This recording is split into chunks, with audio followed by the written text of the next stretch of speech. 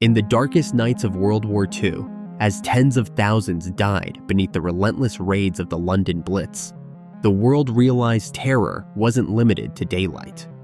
While most armies clung to hopeless searchlights, America unleashed a different answer: a radar-guided predator built to hunt invisible enemies, a technological phantom known as the P-61 Black Widow. This wasn't just the most heavily armed fighter of the war. It rewrote what was possible, giving birth to a new kind of aerial warfare that left enemy crews dreading the darkness itself. Yet, its true story slipped through the cracks of history. Why did the nightmare fighter vanish from legend, and what secrets have been buried ever since? The City of London, 1940. Sirens wail through the blacked-out streets as families huddle in basements and shelters, listening for the distant rumble that means another wave is coming. Night after night, German bombers sweep in over the Thames, invisible but for the drone of engines and the sudden shattering roar of explosives. The Blitz has begun, and the darkness itself has become an enemy. In just 8 months, more than 43,000 civilians are killed. 1 in 6 Londoners loses their home. Searchlights claw at the sky, tracing thin white lines across the clouds. But the bombers are ghosts, untouchable, almost always gone before the anti-aircraft guns can find them. Ground radar gives warning, but it cannot fight. The defenders are nearly blind. Each new raid brings fresh terror.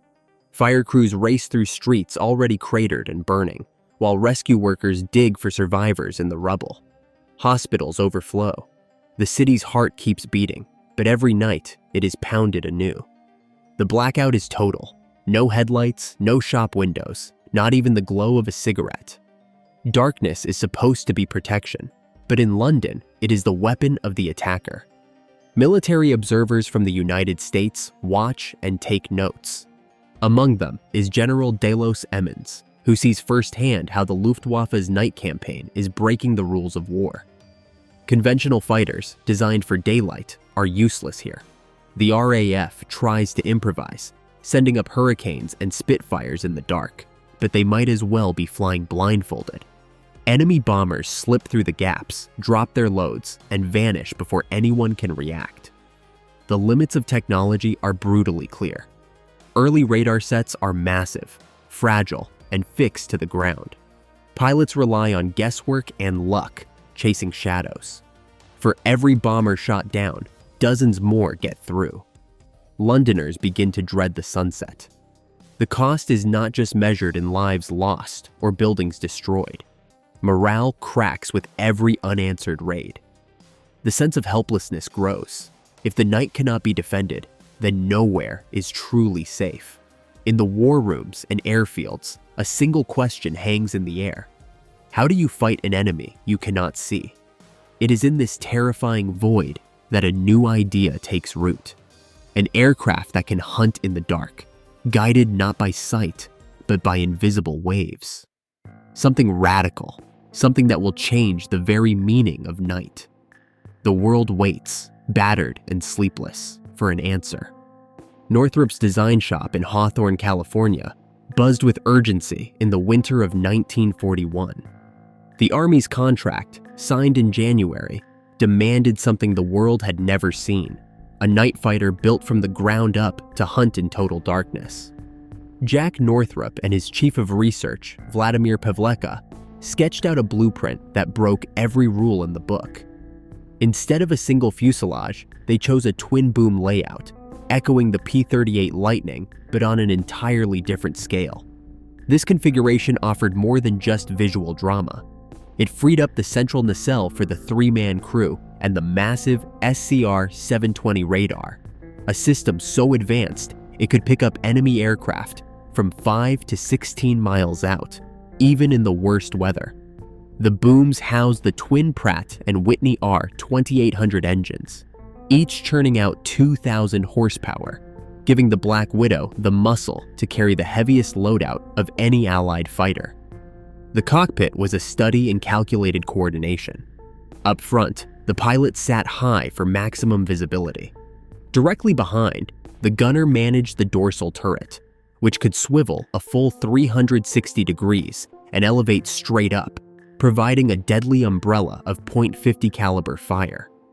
At the rear, the radar operator was cocooned in a bubble canopy, eyes locked on the glowing green scopes of the SCR-720. Communication flowed through intercom, every word and bearing critical as the crew stalked their prey in the black. Integrating the radar was a feat that bordered on obsession.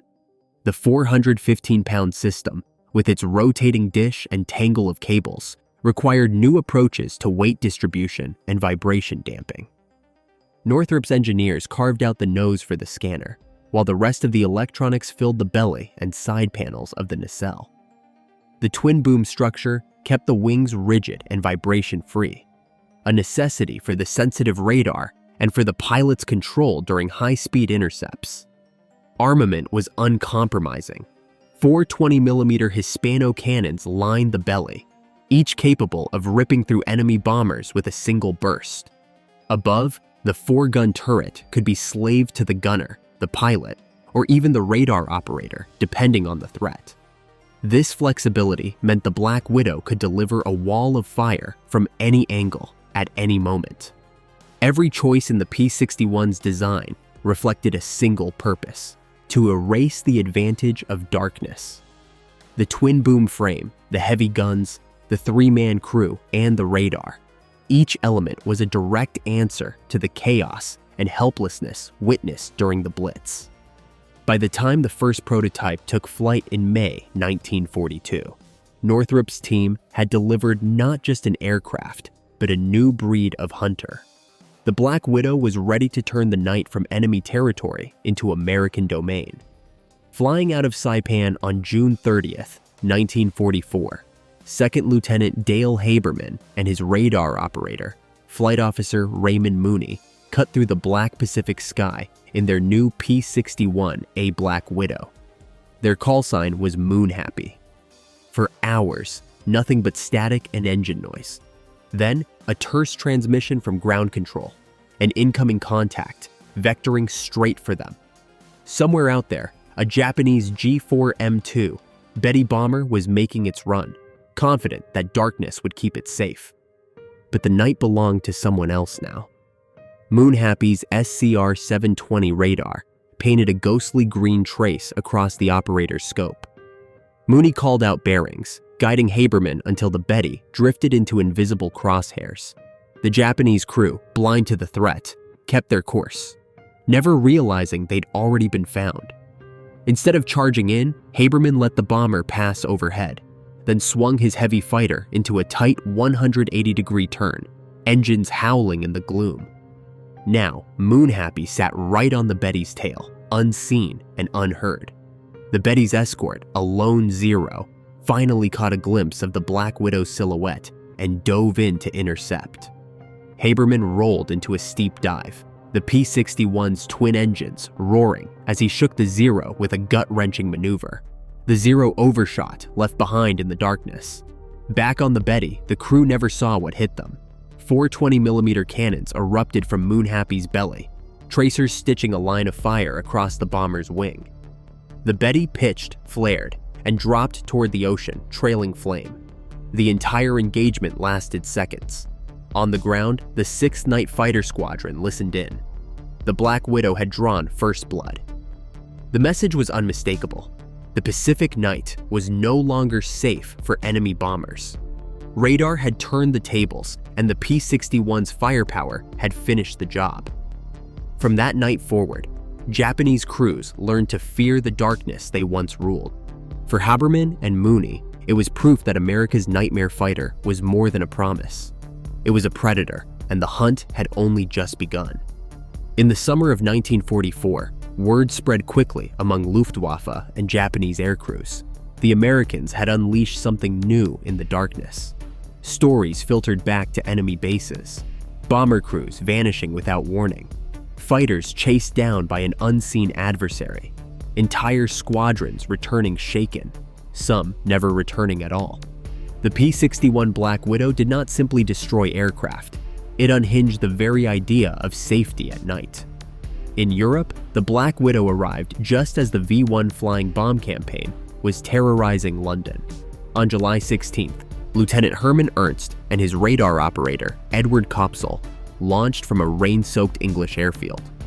Their orders were simple: intercept and destroy a V-1 before it reached the city. Ground controllers vectored them onto the target, but the V-1 was a small, fast-moving speck, hard to see, harder to catch. Ernst dove from 5,000 feet, closing to within 900 feet at over 350 miles per hour.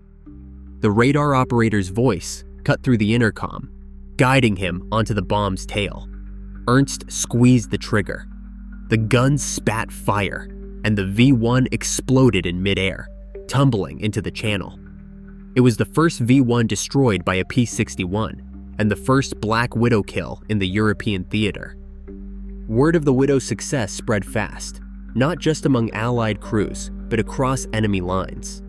German pilots began reporting strange encounters, being tracked at night, stalked by an unseen foe, then suddenly under fire from an angle they couldn't anticipate.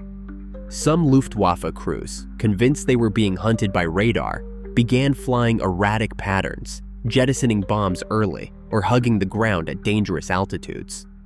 British intelligence intercepted chatter, describing a new American night fighter, one that could see through clouds and darkness, a machine that made even veteran pilots nervous to fly after sundown. In the Pacific, the effect was even more pronounced. Japanese bomber crews, once confident in the safety of darkness, now faced a predator that struck without warning. Reports surfaced of pilots ditching their aircraft into the sea rather than risk a night engagement. On several occasions, Black Widow crews forced enemy planes down through pursuit alone, never firing a shot. Just the threat was enough to send pilots into fatal mistakes. The mere possibility of a P-61 lurking in the black sky changed enemy tactics overnight. Bombing runs grew shorter, less frequent. Some squadrons refused to fly at all unless the moon was full. The Black Widow's reputation grew with every mission. Enemy aircrews began to fear not just the loss of their machines, but the sense that nowhere, no altitude, no cloud bank, no shadow was beyond its reach. The night, once a shield, had become a trap. August 15th, 1945. The war is over. At least, that's what the world believes.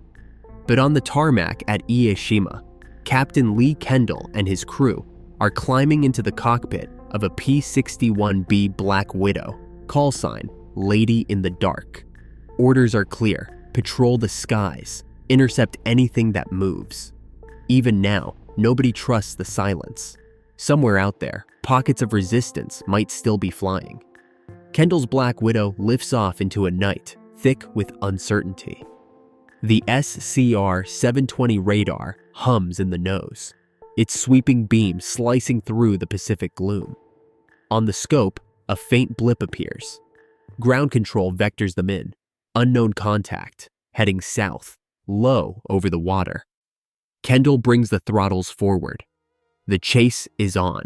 The enemy pilot, flying a Nakajima Ki 44 Tojo, never sees the Widow coming. He banks hard, desperate to shake the pursuer he cannot see. The Black Widow's engines rumble in the dark, but the crew holds fire. There's no need. The Tojo pitches and dives, cutting back over the waves, frantic to escape. Panic takes the controls. The Japanese fighter wobbles, then drops, straight into the sea. No shots fired, just the relentless pressure of a hunter that owns the night. Minutes later, another contact. Again, Lady in the Dark closes in, radar operator calling out the angles. The second enemy aircraft tries the same desperate dance. Again, it ends in a crash. Another pilot driven to destruction by the presence he can't see. 2 enemy losses, not a single round expended. In the official mission report, the tally is simple. 1 Jap Tojo destroyed. But the reality is stranger.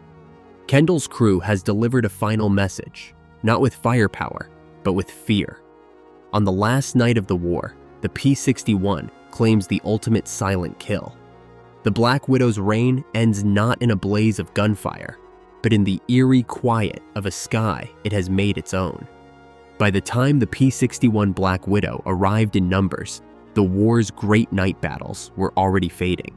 The first production models rolled off the line in late 1943, but it wasn't until June 1944 that Black Widows began regular combat patrols. Jet fighters were already on drawing boards, and the world's attention had shifted to the daylight duels of Mustangs and Thunderbolts. In the final accounting, only 706 Black Widows were built, and most would never see true combat. The end came quietly. With peace came budget cuts, and the Air Force, eager to embrace the jet age, moved swiftly to clear the decks. Hundreds of P-61s were flown to storage yards, their engines still warm from patrol. By 1950, nearly all had been scrapped, melted down without ceremony, their radar sets stripped for parts. Today, only 4 Black Widows remain, silent relics in museum halls and restoration hangars, reminders of a fleet that once owned the night. Yet the Black Widow's influence lingered in ways no headline could capture. The lessons learned from its radar intercepts, crew coordination, and heavy armament set the blueprint for a new generation of interceptors. The Air Defense Command, formed in 1946, assigned its first squadrons to the P-61, using them to develop tactics that would soon be handed down to jets. When the Soviet threat loomed, the Air Force issued a requirement for a new all-weather interceptor, fast, radar-equipped, and crewed by 2.